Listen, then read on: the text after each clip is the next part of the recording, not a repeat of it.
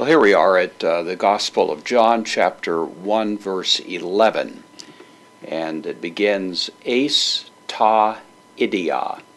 Eis is a preposition. It typically means into or moving towards something. And so, interestingly, John says into, then ta idia, the things of his own. Idiom has to do with something that is yours in a distinct sense.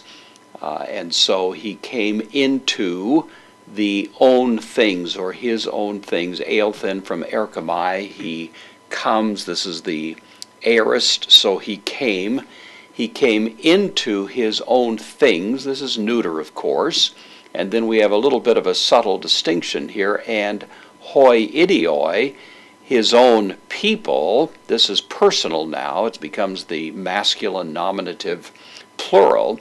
So he came to his own things, and his own people, we would translate that, him, slightly emphatic because the him comes before the verb, and so it's he came to his own things and his own people, auton ou perilaban.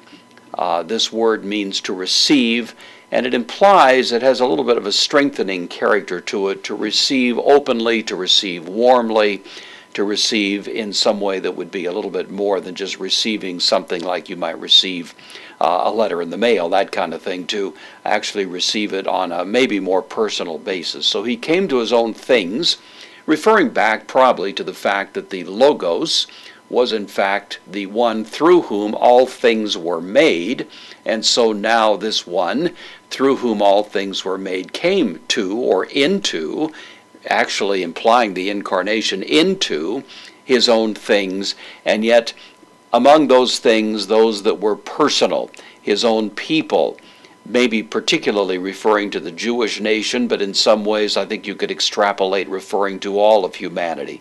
His own people, as a general rule, did not receive him.